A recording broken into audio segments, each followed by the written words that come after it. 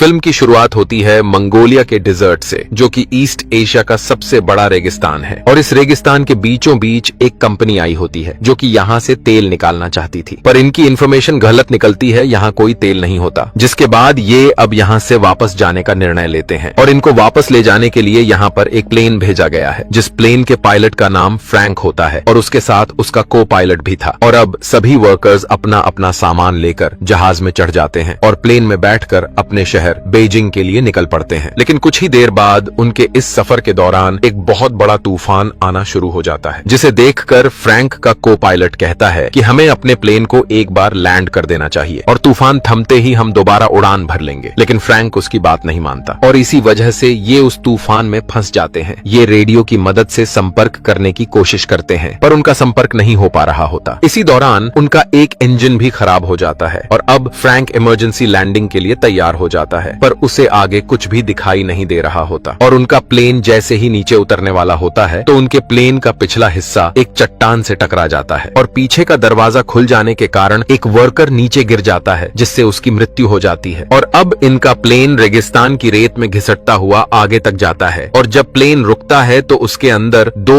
और वर्कर्स की मृत्यु हो चुकी होती है। लेकिन अब ये इस खतरनाक रेगिस्तान में फंस चुके हैं, जिसके बाद ये अपने खाने की सप्लाई को चेक करते हैं, जहां इन्हें पता चलता है कि इनके पास 1 महीने का खाना है। पर तभी इनमें से एक आदमी कहता है कि मैं चलकर इस रेगिस्तान से बाहर निकल सकता हूँ, क्योंकि मैंने बहुत सी जगहों पर हाइकिंग और ट्रैकिंग की हुई है। लेकिन बाकी लोग उसे समझाते हैं कि यह जुलाई का महीना है, जो रेगिस्तान में सबसे अधिक गर्म होता है और तुम इस गर्मी में जिंदा नहीं बच पाओगे। सभी उसे समझाते हैं कि तुम्हें रास्ता भी नहीं पता है, इसीलिए तुम इस रेगिस्तान में गोल गोल घूमते रहोगे। और यह बात उस आदमी को समझ आ जाती है। अब उसी रात जब ये सभी सो रहे होते हैं तो बाहर तूफान के कारण मौसम खराब हो जाता है और तभी इनमें से एक आदमी, जिसका नाम जॉन डेविस होता है, वह बाहर टॉयलेट करने के लिए निकलता है। लेकिन तभी उसका पैर एक पत्थर से टकरा जाता है, जिसकी वजह से वह रेत में लुढ़कता हुआ नीचे गिर जाता है और तूफान में अब उसे कुछ भी दिखाई नहीं देता, जिससे वह रास्ता भटक जाता है। और अब जब सुबह सभी वर्कर्स उठते हैं तो वे देखते हैं कि उनका एक साथी गायब है। वे उसे चारों तरफ ढूंढने की कोशिश करते हैं, पर उसका कुछ भी पता नहीं चलता। इसीलिए यहाँ जो लेडी होती है वह पायलट के पास जाती है और उससे पूछती है कि क्या हमें यहाँ से कोई बचाने भी आएगा या नहीं, जिस पर पायलट कहता है कि इसका कोई पता नहीं, जिससे लड़की थोड़ी उदास हो जाती है, क्योंकि हम अपने रास्ते से पूरी तरह भटक चुके हैं। इसीलिए अगर हमें यहाँ से कोई ढूंढने भी आएगा तो वह हमें नहीं ढूंढ पाएगा। और अब सभी की उम्मीदें भी टूटने लगती हैं कि कोई भी उन्हें यहाँ से लेने के लिए नहीं आएगा। इसीलिए इनमें से 2 लोग यहाँ से पैदल निकलने का निर्णय लेते हैं, पर जब वे अपने साथ पानी ले जाने लगते हैं तो पायलट उनसे कहता है कि यहाँ से पानी कोई भी नहीं ले जाएगा। जिसके बाद पानी को लेकर इनके बीच झगड़ा होना शुरू हो जाता है, जिस वजह से उनका पानी भी गिर जाता है। पर यहाँ पर एक आदमी होता है जिसका नाम एलियट होता है। वह इनसे कहता है कि मेरे पास एक आइडिया है जिससे हम सबकी जान बच सकती है। मैं कई दिनों से इस प्लेन को ऑब्जर्व कर रहा हूँ कि हम इसके पुर्जों को जोड़कर एक दूसरा प्लेन बना सकते हैं, क्योंकि एलियट पहले प्लेन बनाने वाली कंपनी के साथ काम करता था। और अब सभी के मन में एक उम्मीद जागने लगती है। वे उसकी मदद करने के लिए तैयार हो जाते हैं, लेकिन पायलट उसकी बातों से सहमत नहीं होता। वह कहता है कि ऐसा करना नामुमकिन है। और अगले दिन इनमें से एक आदमी वहाँ से निकल जाता है, पर वहाँ जो लेडी होती है वह उसे ढूंढने के लिए उसके पीछे जाने लगती है। लेकिन पायलट उसे रोकता है और खुद उस आदमी के पीछे निकल जाता है। वह उस चट्टान तक पहुँच जाता है जहाँ उनका प्लेन टकराया था और वहीं पर उसे उस आदमी की लाश भी मिलती है जो प्लेन से गिर गया था, पर उसके शरीर पर उसके कपड़े नहीं होते और वहाँ पर कुछ गोलियों के कवर भी पड़े होते हैं। और तभी उसे वह आदमी भी मिल जाता है जो यहाँ से जाने वाला था और वह कहता है कि मैं इस लाश से अपनी घड़ी लेने आया था जो इसने मुझसे ली थी, पर इसके पास वह घड़ी नहीं है, जिसका साफ मतलब है कि हमारे अलावा यहाँ कोई और भी है। अब ये दोनों उस जगह पर आ जाते हैं जहाँ इनके बाकी साथी होते हैं और अब पायलट भी उनके साथ प्लेन बनाने के लिए तैयार हो जाता है। इसके बाद ये लोग प्लेन बनाना शुरू कर देते हैं। ये दिन में काम नहीं करते क्योंकि यहाँ बहुत ज्यादा गर्मी होती है, बल्कि ये रात में काम करते हैं। लेकिन इनकी परेशानी तब बढ़ जाती है जब उनका वह तेल, जिसे ये आग जलाने और प्लेन उड़ाने के लिए रखे हुए थे, उस पर वेल्डिंग करते समय चिंगारियां गिर जाती हैं और वहाँ एक जोरदार धमाका हो जाता है। हालांकि इस ब्लास्ट में किसी की जान नहीं जाती, लेकिन इनका सारा का सारा तेल बर्बाद हो जाता है। अब इनके पास उतना ही तेल बचा होता है जिससे ये बस एक बार उड़ान भर सकते हैं और यहाँ से निकल सकते हैं। अब ये लोग अब रात के बजाय दिन के वक्त काम करते हैं, लेकिन दिन में बहुत ज्यादा गर्मी होती है। फिर भी ये हिम्मत नहीं हारते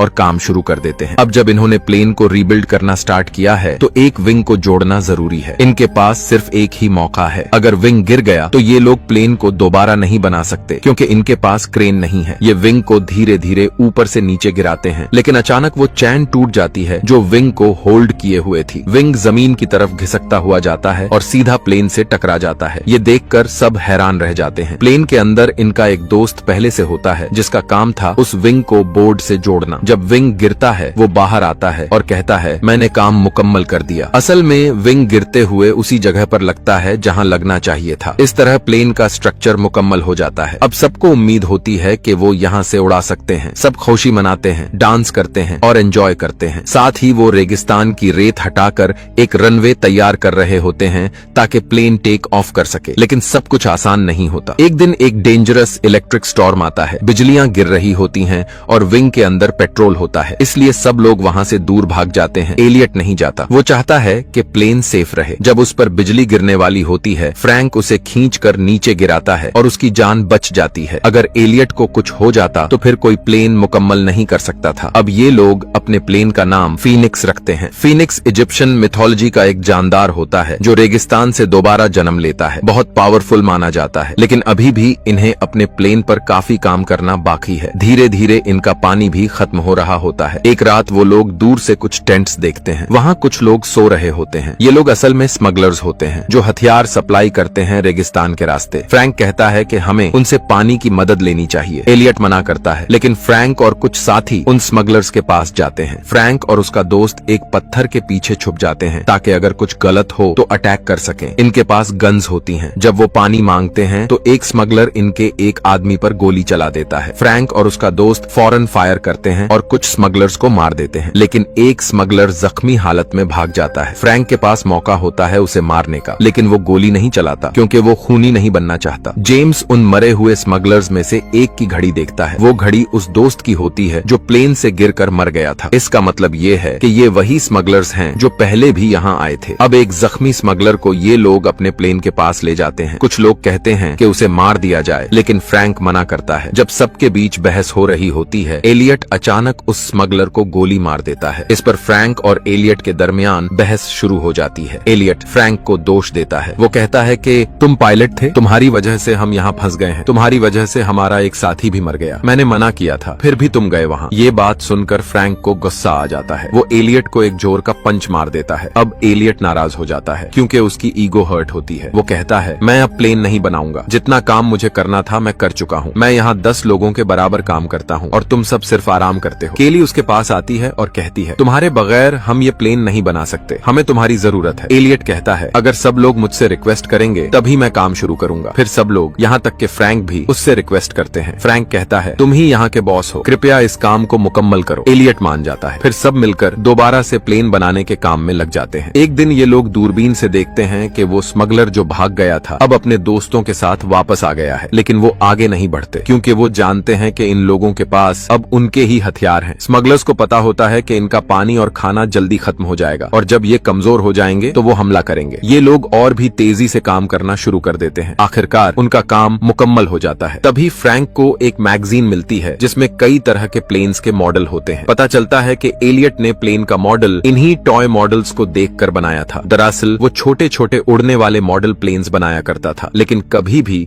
एक बड़ा रियल प्लेन नहीं बनाया। ये सुनकर सबको गुस्सा आ जाता है, खासकर अयान को। वो एलियट के सर पर गन रख देता है और कहता है तुम हमें बेवकूफ बना रहे थे, ये प्लेन कभी नहीं उड़ेगा, तुमने पहले कभी इतना बड़ा प्लेन बनाया ही नहीं। लेकिन एलियट कहता है मुझे यकीन है ये प्लेन उड़ेगा। हाँ, मैं छोटे रिमोट कंट्रोल्ड प्लेन्स बनाता था, लेकिन उनमें बैलेंस ज्यादा जरूरी होता है। फ्रैंक अयान को रोक लेता है। तभी तूफान आ जाता है। जब तेज हवाएं चलती हैं तो प्लेन अपने आप हल्का हल्का हवा में उठने लगता है। सब समझ जाते हैं कि ये प्लेन सच में उड़ सकता है। उनके दिलों में जो उम्मीद मर चुकी थी वो फिर से जिंदा हो जाती है। लेकिन ये रेगिस्तान का तूफान था जो प्लेन को पूरी तरह से रेत में ढांक देता है। तूफान के बाद सब उदासी में चले जाते हैं। फ्रैंक कहता है हमने इससे मेहनत से बनाया है और हम इससे यहाँ से उड़ाकर ले जाएंगे। सब लोग मिलकर प्लेन को रेत से निकालते हैं और खींचकर उस जगह ले जाते हैं जहाँ रेत नहीं होती। वो लोग प्लेन को स्टार्ट करते हैं। प्लेन स्टार्ट होता है लेकिन तुरंत बंद हो जाता है। बहुत बार ट्राई करते हैं और आखिरकार प्लेन चल पड़ता है। प्लेन का इंजन गरजता है। स्मगलर्स इसकी आवाज सुनकर घोड़ों पर हथियार लेकर